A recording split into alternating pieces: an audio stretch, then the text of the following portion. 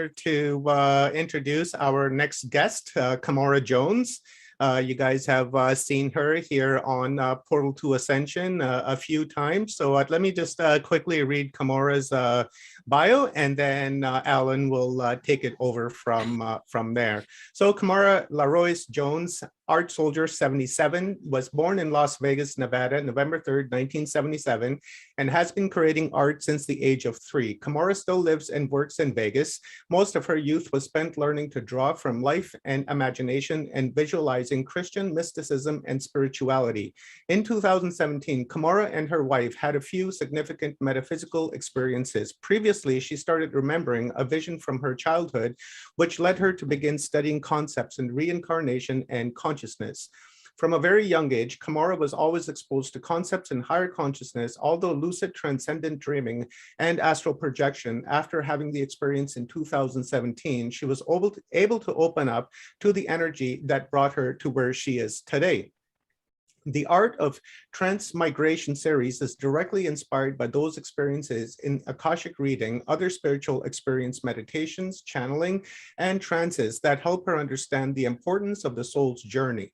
She prefers sketching her concepts with graphite on paper or digitally with her Wacom Cintiq in Clip Studio Paint, Adobe Photoshop, Corel Painter, or Procreate. Graphite sketches are always digitized, edited, colored, and manipulated to create the final piece. Quite often, Kamara will draw and paint digitally to keep the lines and values of each composition harmonious and refined. Kamara works with many analog and digital visual art mediums, including 3D modeling, sculpting, and motion graphic tools like Adobe After Effects. During the week, Kamara also works as a senior graphic artist for an international gaming manufacturer. Kamara has always been inspired by metaphysicals, new age spiritual art, psychedelic visual artists, and the pre-Raphaelite William Blake, and many other classical and modern visual storytellers working on various mediums. You can view Kamara's transmigration art on Instagram or Facebook at ArtSoldier77. You can view art from a few of Kamara's other art projects on her website, artsoldier77.com. Thank you very much for being here, Kamara. Really appreciate it. And Alan, I will toss this over to you. Well, just a brief, because we want to get to the art. And Kamara, are you doing a presentation, Kamara, or is it a conversation? Yes, presentation, and then I'm leaving about 15 minutes for a conversation afterwards if you'd like. Great. So I just have to say, when I found Kamara's art, it was on some thumbnail somewhere I saw, it just hit me. It hit me in the third eye. It's like, who is this? What is this saying? And because it was downloading so much information from these drawings. So it was like, you know, people talk in light language, but this was a visual expression of light frequencies. And I felt as if it went right into me. So I said, I have to find out who this is. Who is Art Soldier 77? And it was great to meet you in Las Vegas. And I just think this is the next level of art, and she has so much to say about creativity. She was one of the stars of our hybrid program, our show that we did on Portal to Ascension. She's coming up in the Starseed program. So this is art and creativity that is initiatory. For me, it takes you to another level of cognitive reality, and that's why I'm so happy you're with us today. Okay, Kamara. Thanks. It's all yours. Thanks so much. I'm going to go ahead and share my screen, and I still have an hour, right? Yeah. Right? Yes. Okay, cool. Let me really quick here. One moment. Let's do like this, and let's do like this right here. I know it takes a lot to prepare, and we appreciate this because it's worth it. All right. So can you see my screen? Yep. Perfect. So thanks so much for joining in. I have my presentation timed out pretty well. I'm Kamara Jones. I'm going to share a few things with you. I'd like you to feel free to disagree with everything I have to say. But if you're down for a creative journey and learning a little bit about yourself and about your creative potential and the options you have as a soul, as a creative soul, please come on the journey with me. When I started on my spiritual journey, I was very young, and I was heavily in religion. And the cool thing about me is that I was blessed enough for my artistic development to evolve alongside my spiritual development. So I'm going to share a little bit about how I used my creative expression to evolve myself, to evolve my soul, and to learn a lot about who I am and how I fit into consciousness and how I fit into the world. So I was steeped in Christian religion. I was born into it. My family all came from the South, very Baptist. When I got into the Christian church, it was 2000. I think I was 12 years old or something like that. And I was fascinated with this idea of the blood of Christ and how we're born into sin and all these different things. And I didn't exactly vibe with it. I thought it was a very sort of constrained system. I had an extremely hard time with it. And but what I was able to do as a creative individual, as a creative child, is I was able to draw it. A lot of these drawings I'm going to show were done like in my 20s, but I did a lot of stuff before that too to kind of lead up to this as well. So everyone always asks me where I came from and how I got to where I am. Well, here we are. So I was fascinated with this idea. The Apostle Paul in the book of Ephesians talks about the Christian faith in accordance with pieces of armor. And so I was fascinated with this idea of these forces of darkness, these heavenly realms, these different battles that are going on between over the soul of individuals, the battles over whether or not you're going to be a slave to sin or a slave to righteousness. And so I sought out to try to illustrate some of these to help myself understand it, because I found that to be the only thing really interesting about the Christian faith in general. Now, I bought into it from an emotional standpoint because I felt like I had no other options. And so this was kind of where I took it. I took it into this space of sort of trying to visualize the battle. I would oftentimes ask God to show me what that looks like, how to visualize it. And what I often got subconsciously is that I should try to draw it. I should try to visualize it myself. And that there's nothing wrong with that. And that there was understanding in writing it out, in drawing it out, in speaking it out, and in understanding your connection with it. So it was creativity from the very beginning that inspired me to continue to move forward and to try to understand who I am, not just who I am in reference to religion or predefined doctrine, but who I am within myself. So I sought out to continue to draw. Some of these are pretty dark. This is what I got out of it. A lot of young people nowadays don't necessarily vibe too much with traditional religion. There are a lot of reasons why. I believe that one of those reasons why is because it doesn't provide enough space for evolution, for individuated evolution, in my opinion. Now, this isn't to say that I think Christianity or any religion is bad. Everything is useful if you connect with it, if you resonate with it. But for me, I saw a world of darkness, and I saw this potential for individuals to completely lose everything if they weren't willing to align with the doctrine. This idea that we must accept the blood of Christ and become like the bride of Christ, I thought was a very beautiful concept. I still think it's a very beautiful concept. But I also find it interesting that the emphasis is put on something outside of us when we ourselves have a fundamental connection with source, with higher consciousness. And so I played around with this dichotomy between light and dark, between being a slave to sin and a slave to righteousness. And it fascinated me.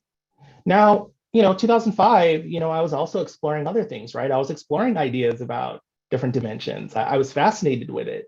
Of course, being exposed to different media and different ideas, different stories, different individuals, this idea of dimensions and different spaces that one could dwell in was forever fascinating to me. Also, at the time, I was getting kind of interested in ancient cultures and what, this idea of, I wonder what Christianity might have taken from ancient cultures and how the fact that ancient cultures in general all shared amongst themselves ideas, religious concepts, technology, and whatever else you can think of. I was trying to understand how I thought about the world. Yet, on the other hand, I had religion saying that I needed to continue to focus a specific way, a certain way that was very sort of linear and limiting to me. That being said, my soul, higher consciousness, my guides were guiding me to use that, to understand how I could use those concepts in conjunction with that was coming out from inside me. When we talk about light language, what was fascinating to me and what's still fascinating to me is the idea of speaking in tongues. In Pentecost, the disciples were given the ability to speak in different tongues. And when I hear people speaking light language, it just makes me think of my days in the church and how speaking in tongues was sort of a sign that the Holy Spirit was inside of you. So this was an illustration I actually did for a church that I worked out for about 7 years. And I would actually do weekly illustrations. Pastor was a really cool guy. And I would do weekly illustrations and they would put them on the overhead and not on the overhead, they had a big screen at this church. And they would be printed on the bulletin. So people would actually collect the bulletins as, these art pieces that could be collected.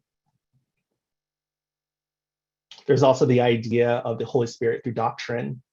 This idea that the written word or the word of God as it's been dictated to men is of divine origin. But we must also understand that what is given to men is basically under the will of men in how they want to sort of share that with the public.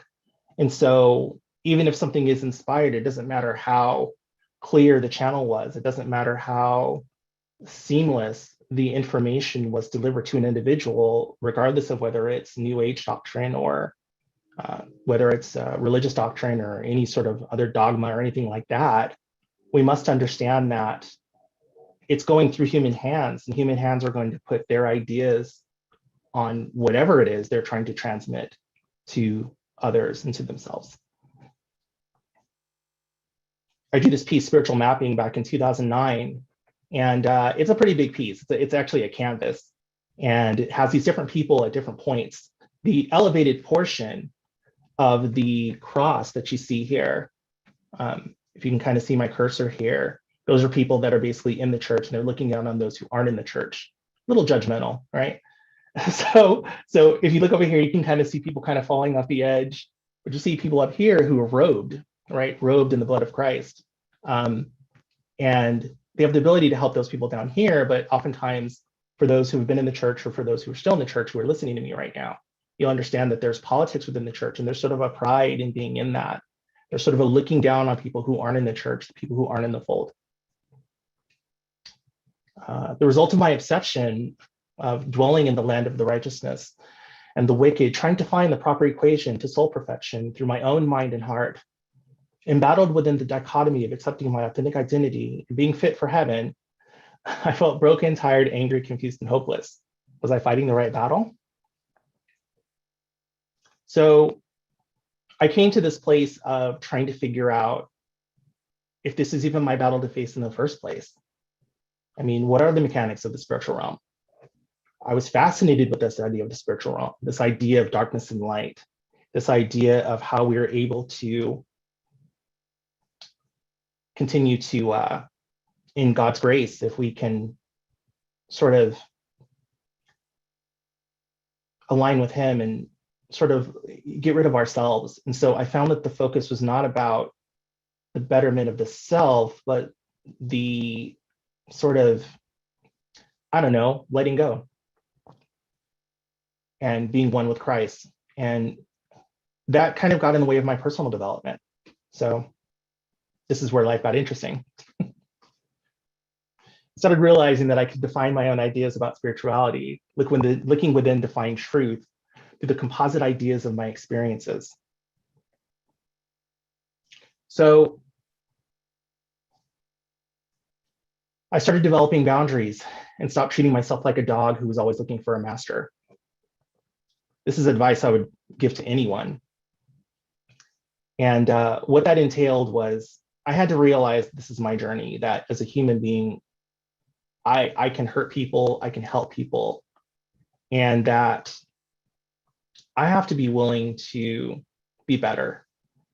And I had quite a few people in my life at the time who helped me understand this. And I kind of felt like I'd been led astray. I felt like there had been a lot of people who manipulated me, but at the end of the day, I couldn't blame anyone but myself. I couldn't blame the devil any longer. My hope is that people would stop blaming the devil and start looking at themselves as being the greatest enemy to society and to each other. One moment.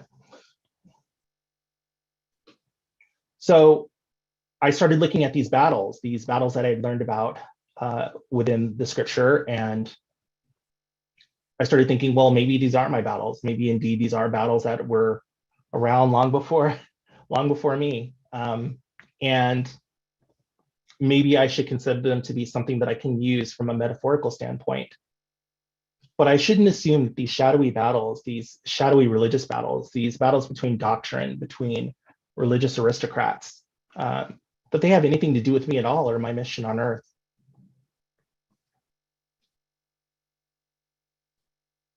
You know, the soul has the ability to dwell wherever it wants to dwell. And I think it's important to understand that you are what you want to be. And I don't think this is just like a frou-frou kind of idea that, you know, one could just sort of believe in. I think it's a reality. If you want to be under the thumb of a religious God, you know, a religious God or a tyrant of any kind, or someone who tells you that you're not enough, then you won't be enough, and you'll dwell in those spaces. You'll dwell in these sort of ghettos of fear. But I had to realize that, and it took some people to really kind of shake me up. One of those people was a atheist friend of mine who really doesn't believe in anything other than himself. But it was really great that he kind of took me under his wing and helped me to see a little clearer that things are my decision.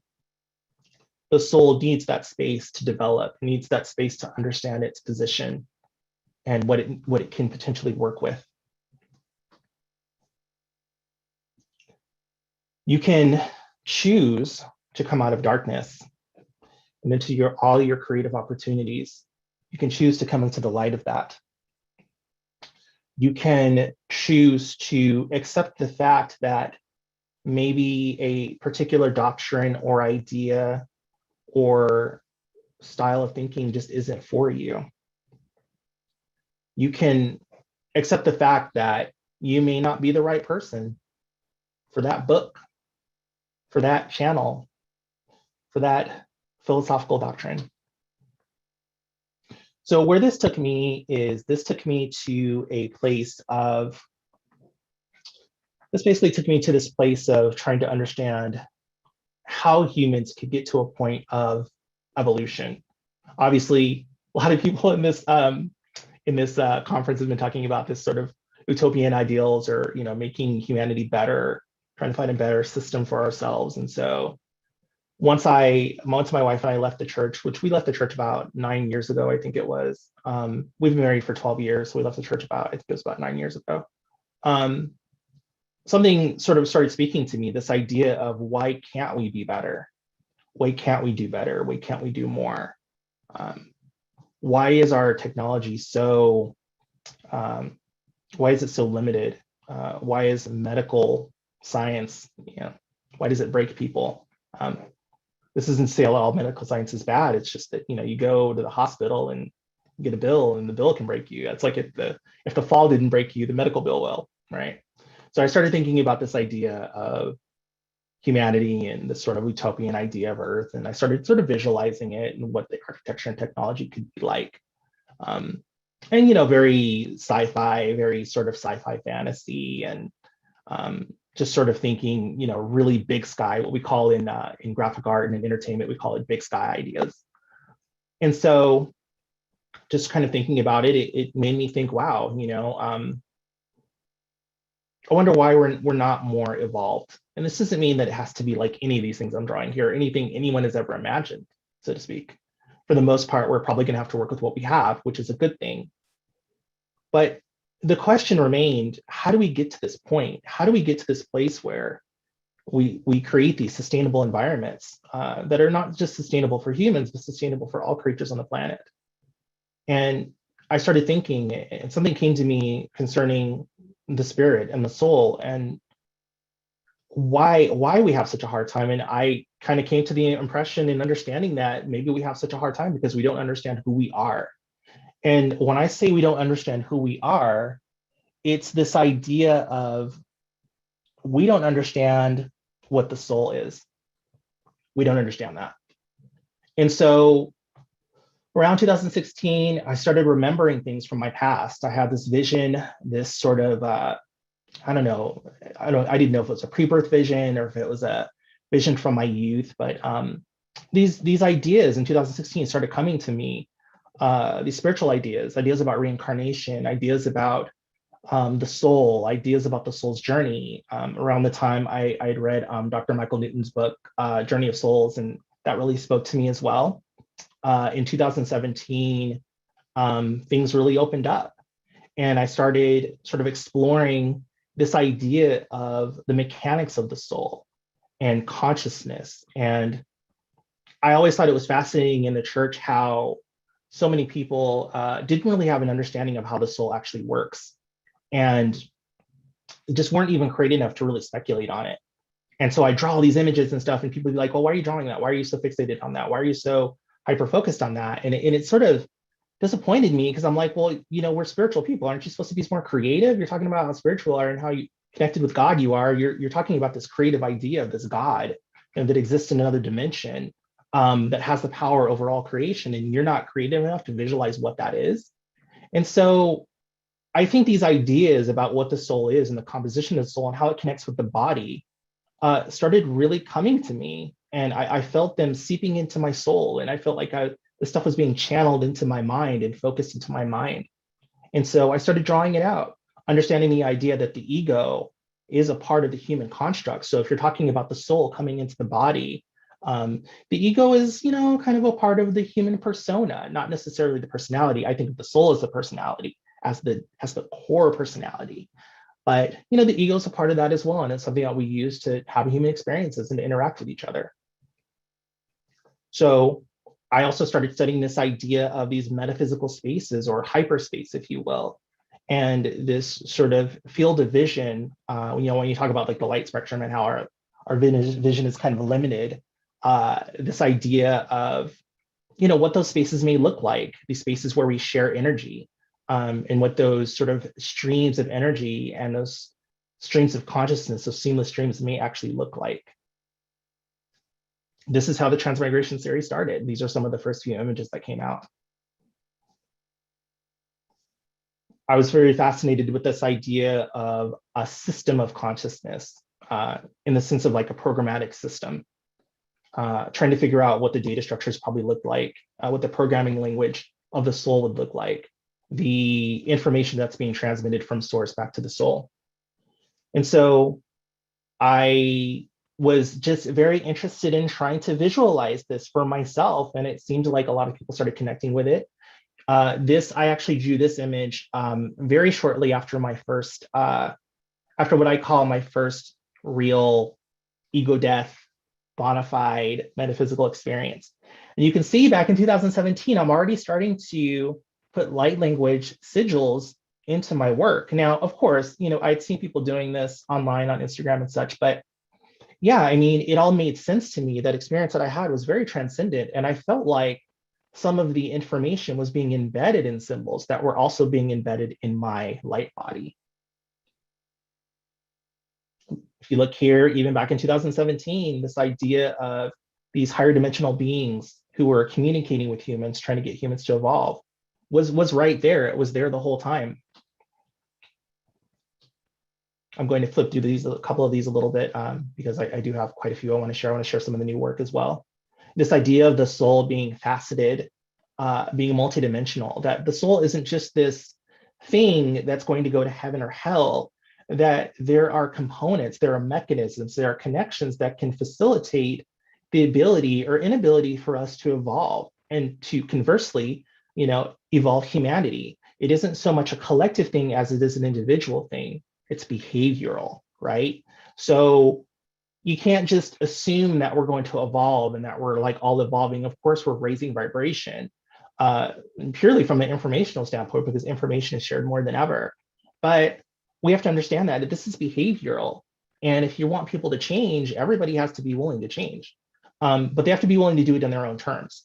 So this idea that you have different levels of soul development really resonated with me as well. This idea that, you know, you have baby souls that are born that come into human bodies, and you also have very old souls who come into human bodies, and that we're sort of all mixing it up here in this earth dimension that we're in right now. And dimension is actually a bad word, but in this current reality frame that we're in, we're all kind of mixing it up, right? And at any given time within our timeline, we are, you know, kind of trying to find our way. And so you got these new souls coming in. These new souls have ideas and philosophies. The old souls have ideas and philosophies. Every once in a while, you know, people talk about how the young people they're gonna like change us, but you have like young people who are actually old souls who come in with old ideas as well. And so I'd like to just put that out there that, you know, not all the young people coming in are gonna save us. Some of them are just trying to hold on to old ideas. So there was this idea of mastery and what that means and what sort of doorways and portals each individual in their individuated experiences would need to go through in order to evolve to this place where they either stop incarnating or they're able to actually add something to the human experience, or shall we say, leave something behind. So when it comes to artistic development, this is kind of what it's all about. Once again, I was also in the space of, you know, kind of looking at angels again, you know, and trying to figure out, okay, well, what are these beings, you know, what would these beings who could share information with us about how we can evolve our society, how we can evolve ourselves? You know, what would they be like? Are they angels, you know, in the very traditional sense of the word? Are they energy beings? Are they higher dimensional beings? Are they throne beings? Are they seraphim? Are they cherubim? You know, for those of you who know about Ezekiel's vision or Isaiah's vision, or any of the visions in the book of Revelation, or in any of the other spiritual texts.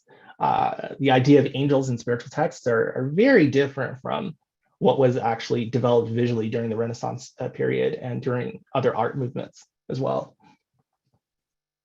So this one on the left here, universal language, you know, I was indeed, you know, trying to look at this idea of what the language of consciousness is. What does it mean? What is it? How do we communicate? How does consciousness and source communicate with us? You know, how do our guides communicate with us? And once again, you know, what is the construct? What does it mean? What does it all mean? Does it matter if we evolve? Does it not matter if we evolve? This piece right here, Shadow of Your Wings, was kind of fascinating to me because it's very much like a Christ-like construct. This idea of, you know, power, confidence, compassion, protection, love, fear, hate, disappointment, anger, sadness, passion, vision, peace, war, identity, immoral, blasphemous, adulterous, murderous, abusive, manipulative, psychopathic, joyful, peaceful, patient, kind, good, gentle, faithful, controlled, brave, visionary, adventurous, attractive, sexy, intelligent, popular, independent, victim, sellout, failure, winner, leader. Look in the mirror. Who are you? This to me, as I was on this path of enlightened learning through this sort of higher dimensional connection I had with these guides who were guiding me, I felt like they were sort of evolving my understanding that I had developed through Christian learning as well. This idea that Christ wasn't necessarily talking about this idea of heaven and hell, but talking about this idea of how we could evolve ourselves, first by looking in the mirror and then becoming the sacrifice unto ourselves so that we can be our best selves. So coming here to earth to do work, not just coming here to earth to consume, to use, to manipulate each other. I'm going to share a few of these here. Feel free to look on. Once again, you can go to my Instagram page, and you can actually go all the way back to the beginning of the series on Instagram. My Facebook page, unfortunately, does not go all the way back to the beginning of the series, because I started my Facebook page a little bit later.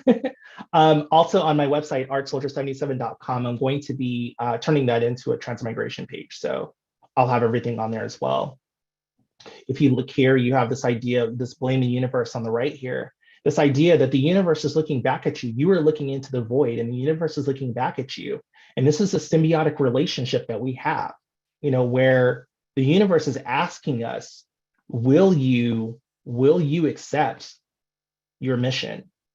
Will you take on your archetype? Will you do the work that you agreed to do? Now, some believe that you're going to do the work no matter what. It's embedded in you, it's programmed into you. I believe that is that it's a choice. Some people don't really follow through. Some people get here and it's really hard, right? You get into a body, that body belongs to a culture, that culture belongs to a family. You may find that family is a really hard place for you to evolve in any respect. You may find later on that you get married to someone who isn't as supportive. You may find that this is so difficult that you don't want to deal with it anymore. But might I put forth the idea that you have a chance to figure out who you are just by looking at what you like, what you love, what you've always been passionate about. And you can start from there and you can move forward. And maybe you can develop something that helps you. It isn't just about helping everyone else. If individuals don't change within themselves, then we don't have anything.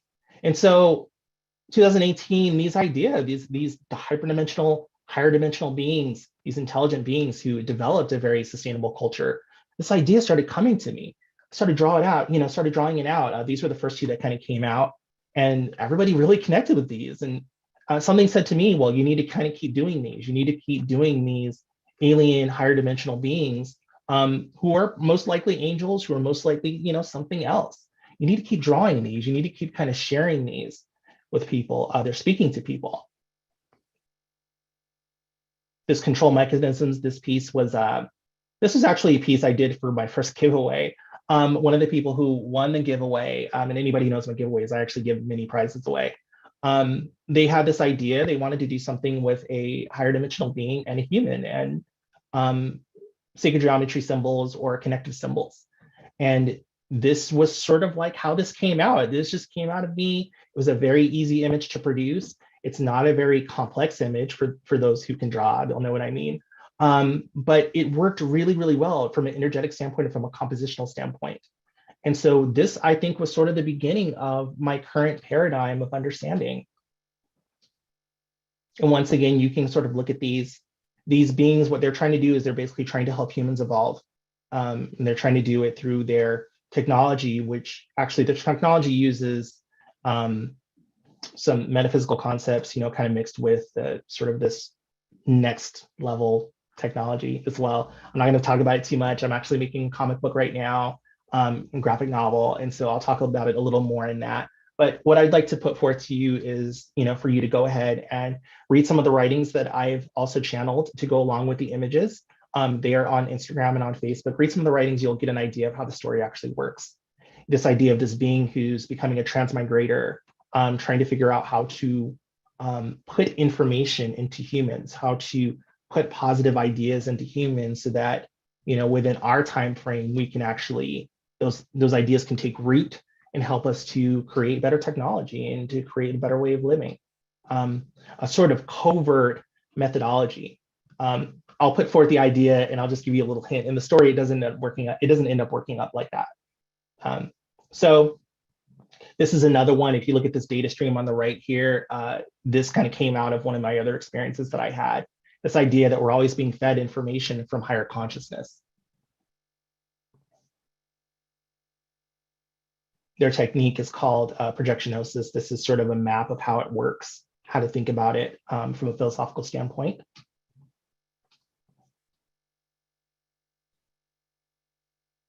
So yeah, I'd like you to think about how you fit into this human experience.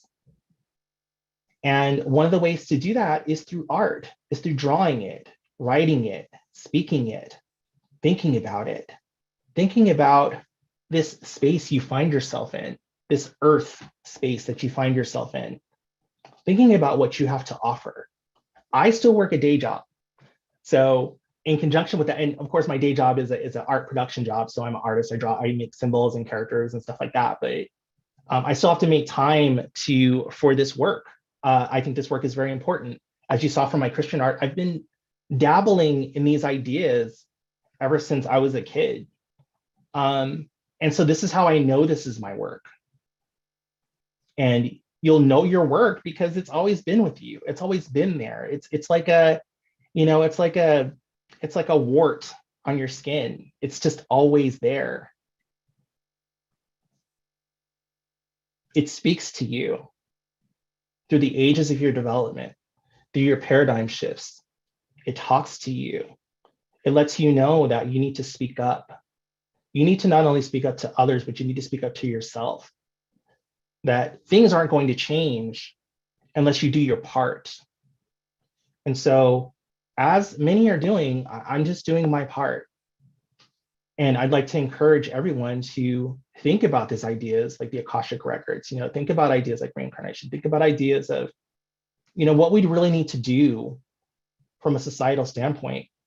What do we need to do to move forward? How can we become more compassionate? How can we use the energy that we share amongst ourselves, these energy constructs, these light language sigils? How can we use all this to endow each other with greater energy, to inspire each other? How can you encourage someone who's close to you to pick up the gauntlet, to pick up their weapon of peace, the weapon of peace, and to use their gifts and to put them out into the world? How can you encourage someone to be better, to do better, to learn, to go train, to use their voice, to use their hands to help others? The more we understand about the soul, the more we understand about who we are individually and collectively, the more we understand that the soul is limitless and that we are having these life experiences over and over again, the more we understand that the soul is this intelligent being that is not limited by space or time. It isn't limited by political ideas. It isn't limited by the color of your skin. It isn't limited by where you come from, where you've been. It isn't limited by your disabilities. It is only limited by your inability or ability to believe in your potential. So yeah, so go check out my work, be inspired. What I'd like you to do, a little bit of homework, is to draw or paint something and share it with me. And if you can do that, that would be fantastic.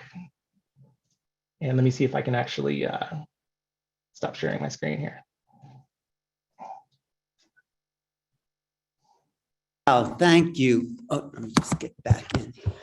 Thank you, thank you, thank you. I mean, this is a deeper journey that you've taken us on than you did last time, which kind of speaks to the deepening of your art. I mean, where it really comes from. So what's your vision now? I mean, well, so much to talk about here and some great comments in the chat about how much people love your work. But so this is, for me, it's so strong because they're sort of, you're drawing these beings that are almost tangible, that I can sense, but now you've given them form.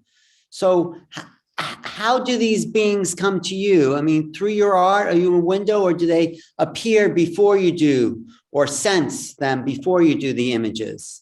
And the idea is that, as you can, you know, as I took you through the process, the idea is that this all kind of came to me over time. The way that I access the information now is that I have a sort of trance technique that I use, that's sort of trance meditation kind of, where because I have a seamless connection post, you know, my experiences in 2017, I basically just close my eyes, I look into the void, I send an intention out, and what I get back sometimes is I get the words to the piece, or I get a shadowy image, more of a silhouette or a construct of what the composition could actually look like. The beings themselves, as you can see, I kind of sketched around with them for a little while back in 2018, kind of before I got to where, 2017, 2018, before I got to where I wanted. And it kind of landed on that sort of archetypal, you know, sort of image with the big eyes and stuff. I mean, it really resonated with me, but with the difference of showing the connectivity of the energy and the network going on within the body of each being, almost as sort of a guide for how humans should think about our energy bodies and how humans should think about how we process information and share information amongst ourselves. So all of it to me has always been very educational in understanding the fact that what you say, what you do, how you manipulate others, how you help others is all a part of this large network being shared. So even the images themselves are educational pieces and activated sort of energy pieces. So all of it's kind of very purposeful, actually. Yeah, they are activating just looking at them and feeling the encoding in one's body.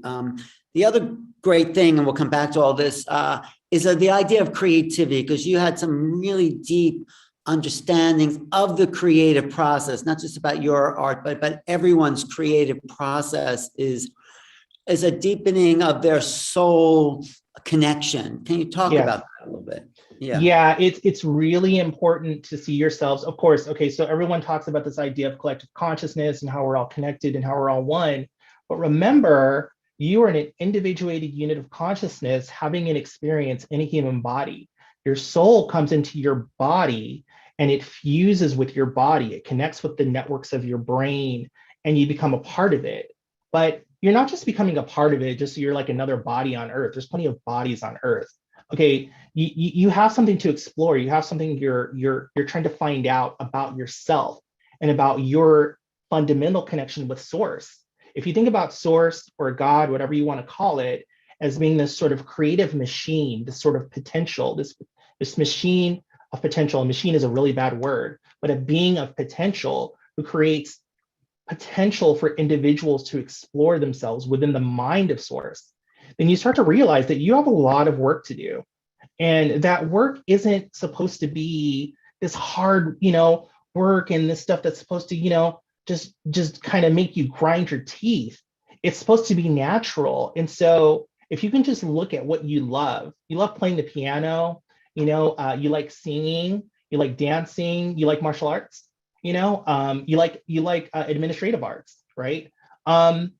You really have to be willing and brave enough to look at that and to move forward in that, get some training, go to college, whatever you need to do an apprenticeship, so that you can leave something behind for other humans who are coming behind you. And so we all have skin in the game. You can't just assume that someone else is going to save the earth. Please don't assume these beings, even if they are downloading information, remotely, or they're here downloading information, or they have a hyper connection, with you. You still have to be willing to do the work. It doesn't matter. Nobody's going to come and save your butt. You know what I'm saying? You need to do the work yourself. So, yeah. Your process is like a dialogue in a sense. I mean, it's coming to you and yeah, you're conversing in a sense, it feels like, with the creative downloads. It's like talking to you and you're creating it, and then it's a back and talk about that dialogue of creative exchange. So, okay, so first part of this is skill, right? So you gotta do the work, learn the skills so that you can seamlessly integrate your brain with your hand, right? And if you look at this here, you can see on my hand, I have a 77 on my hand. See, I was born with that. And I was born in 77, see? So interestingly enough, the mind, you do these drawing exercises when you're a young artist, and you're in school, you're in classes, whatever. You do these drawing exercises where you're drawing and you're not looking at the paper, okay? And what that does is it connects the mind with the hand. And so the first part of initiation is doing the work so that your body becomes a tool. And then the next part is connecting yourself, or doing this in conjunction with the fundamentals. You connecting yourself with your guides, whoever is there to guide you, whoever is your sort of, as Sheila said, your oversoul or your guide. I loved Sheila's presentation the other day. You got to connect with your guides. You got to connect with whoever it is that's guiding you, whoever it is that's feeding you information. And in that way, you'll become sort of like this filtering, mechanism, and this sort of channel for new ideas. It isn't just about perpetuating old ideas, in my opinion, but you got to have the skills, and then you got to learn how to connect with the guides that are guiding you. And then you can seamlessly bring new ideas into the world. Well, just read a comment here. Your drawings, they awaken the resonance of lost vibration of our way of living, from feeling, connecting to source, using our precious body, mind, soul. That's one. You got a lot of great comments. But what do you learn? Like, as you do this and you're connecting, what's the kind of downloads coming into your brain besides the actual, manifestation of the art? What are you learning about existence, in a sense? Yeah. I'm learning that I need to be open to new experiences, that I need to be open to new personalities, that I need to be open to the fact that I may not do this forever. Like, I need to be open to the fact that I have work to do within Transmigration series. I got to get the Oracle deck done. I got to get the comic book done. I got to get things done. But I'm also open to the fact where I have blocks. That's what's kind of revealed to me a lot of times, is where I'm blocked. I'm blocking myself energetically. I'm open to the fact that I can be a little more compassionate with some of the people around me. But also I'm open to the fact that, wow, there's a lot of like battling and competition in this world. And so as I'm getting these downloads, understand I'm drawing, which takes a lot of time and a lot of work. Creating a piece of art takes a lot of time and work. It isn't just, I'm not just zoned out when I'm doing this. But yeah, it just requires me to, just wake up and do more. Yeah. But no, I was asking, outside the human realm, what are you getting from the images as far as technologies or bio or sacred, that kind of message? What's coming to you? Oh, okay. Well, so if you think about the last image that I shared, which was sort of like the image of the soul connection, I think it's the idea that we have this seamless connection between us and source, or us and our guides, or us and other higher dimensional beings that we have an individuated and collective connection with. And so if we're trying to evolve humanity, one of the things that I get is that we need to understand that what we want to happen can happen. And that doesn't mean that you yourself can go build, a machine that creates, energy that isn't polluting the environment. It means that you may be able to create an idea for it, and someone else may be able to create that. And it's this idea that, we don't necessarily need money like currency and the way we've been using it. We can create a society of connectivity, of energetic connectivity, where we develop value through creative endeavors. And that's how we pay each other. That's how we compensate each other. And so the energy connections that I draw and that I share are literally all about that. They're literally all about the fact that you can grab something in metaphysical space, you can bring it into your heart, and you can create something with it. And depending on who you are and your skill set, you can do that. And you can bring people together to do that. But I think we oftentimes think too much about money, and we think too much about the limitations we have because of funding and such. I think you should do what you can within your power, but can you read some of this? Because you went by a little fast. Can you read some of what you've written in the Transmigration series? Like, if you don't mind, because I wanted to absorb, because I think your writing is kind of goes with the drawings say it all. But your writings add another dimension, like the instructor. I just kind of highlighted some of those ones here, like the instructor series, or whatever you feel to read, because I think that's such a key element to this whole thing you're transmitting.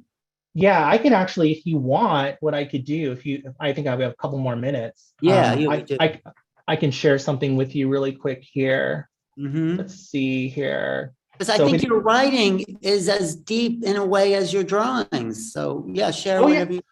Oh yeah, and I actually shared this with someone lately. I think it's important. Oh, I'm not actually sharing this. Oh, there. Right. Oh yeah. Can you read this in a way? Because it's in that space of my highest vibrational aspect, I feel them meaning the beings. Okay, the being who connected with me since the earliest moments of my life. I call to them, hoping to break through the amnesic walls partitioning me off from my soul memories. So we have amnesia. So when you come into a body, there's an amnesia. You're not supposed to remember everything you did. Some people can. Some people can do past life regression and remember things, but you need to get focused in on what you're doing with this life, right?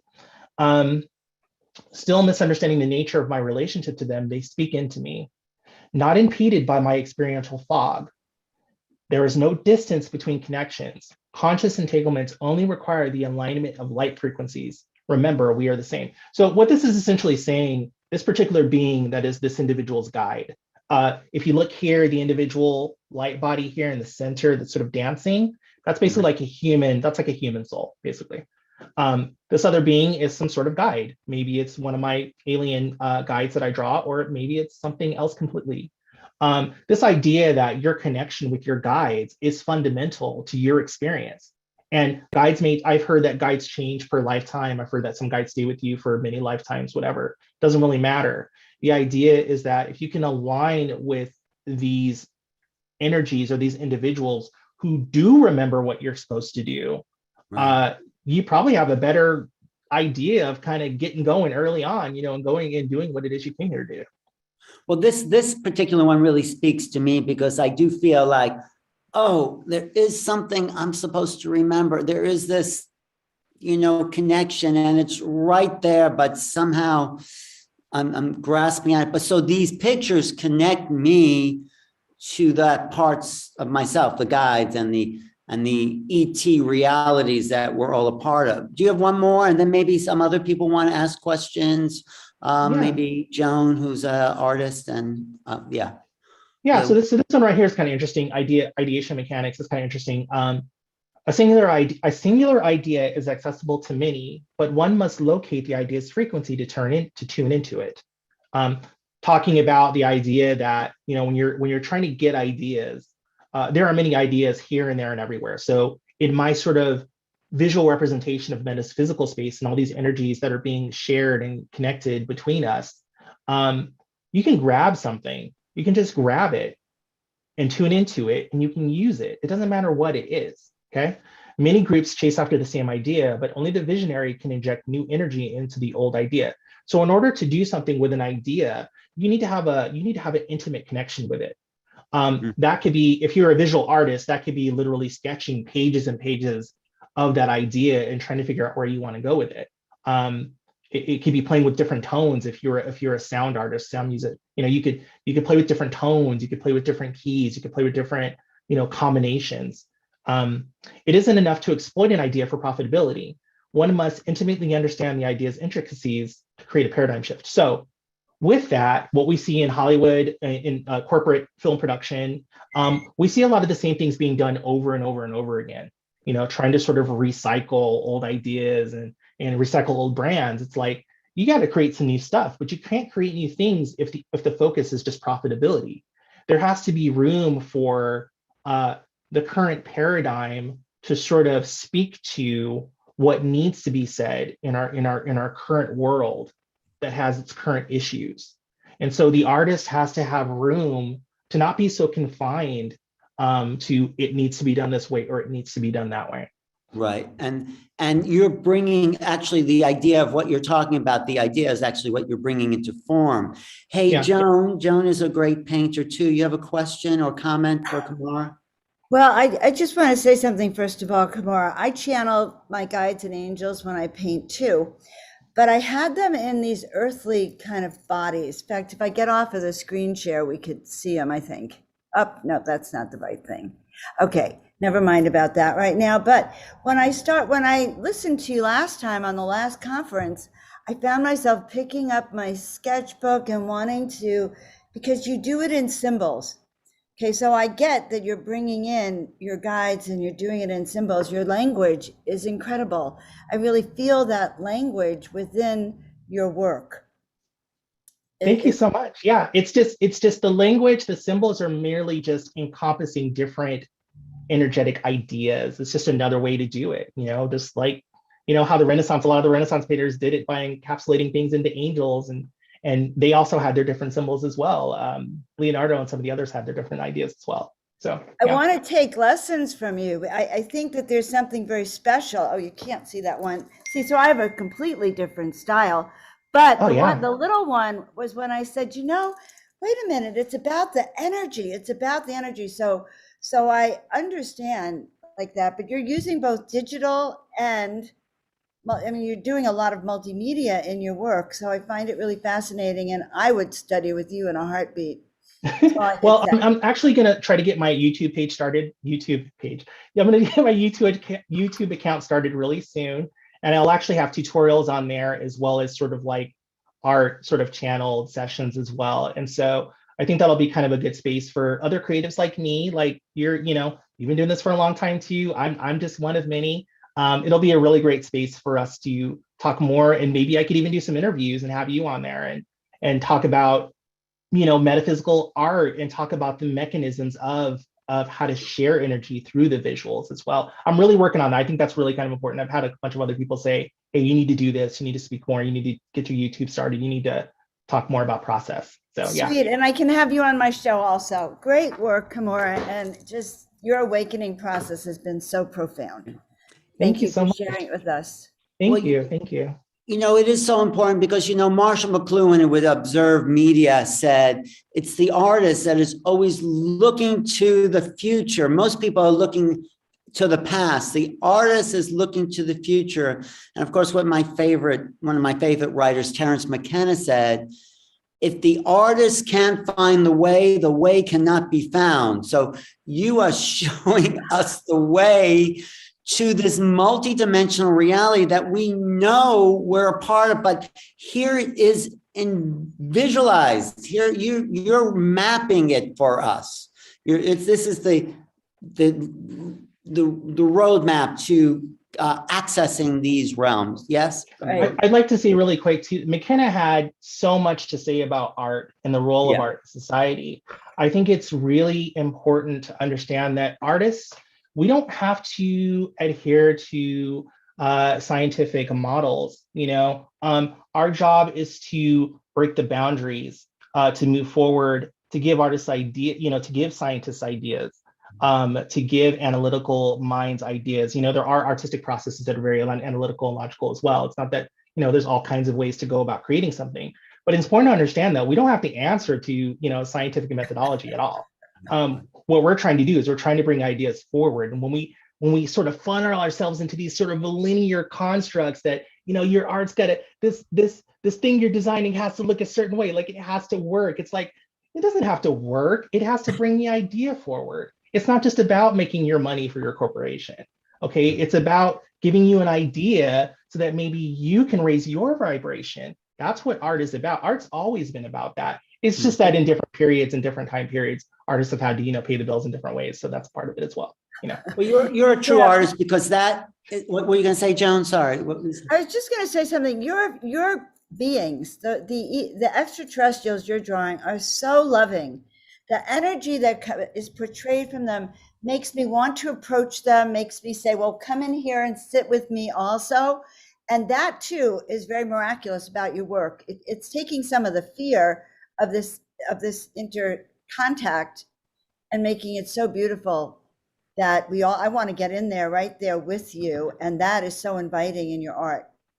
Right. Well, the thing too, real quick, I know you got to go. The thing too, I want to okay. share with you as well, Joan, is that, what I feel like these beings have revealed to me in the work that they've tried to do through me and that just working with them is that they've kind of gone through everything that we've already gone through, societally speaking. And so they're just trying to impart some wisdom, some ideas. And yeah, they're doing it kind of covertly and through like high technology and stuff. And we're sort of like too stupid to realize it, right? But the thing is that, we can use that. We can be inspired. And even if it's just inspiration in general, it's a way forward. It's a really intelligent, creativity is an intelligent way forward because, creativity when done right, it doesn't kill swaths of people. It doesn't manipulate the masses when done in a loving way. So that's just all I have to say about that. I just want to say thank you. And you are a true embodiment of an artist because this is your passion. It's not like something you're just doing. You embody it. And I also want to say you're going to be one of the stars of the upcoming Starseed 2-day summit. Do you want to talk about what your presentation might be there that will be different from what we saw today? If you plan. Well, I was talking to Sheila about this quite some time ago, and I'm thinking about doing something about the blueprint of the individual. So the blueprint of the soul, basically. And so I'll be talking more about the individuated experience and how, maybe more of the mechanics of how one can use who they are and the signs that are there in your life already for you to bring something new and to help people evolve. And so Right. I'm going to try to have some new art. I Right. may entertain the idea of maybe drawing something during my session. I don't know. We'll see. Oh, that would be great to download something right there at the Starseed Summit. Yes. So everyone watching, sign up for the Starseed 2-day online, first of its kind. I don't think there's been a Starseed Summit hosted by me and Neil Gar and Sheila Seppi and these incredible, not just artists, but these beings that have stepped into their multi-dimensional understanding and feel their origins are to bridge these dimensions from wherever we've all come from. So it's really going to be exciting. I'm really happy you're there and you're going to plan something brand new for all of us. If it's not too much work, because I know you're busy. And thank you. I appreciate it. Yeah, it's going to be good. It's going to be great. So let's keep doing Yes, it, keep learning. Yeah. I'm so glad I brought you into this community, because these are people who really get what you're saying. Thank you so much, Al. You know, I appreciate you and I love you very much. And you're amazing. Thank you so much. Yeah. We'll be in touch. I'll talk to Yeah. you soon. Sounds great. Thanks Yeah. so much.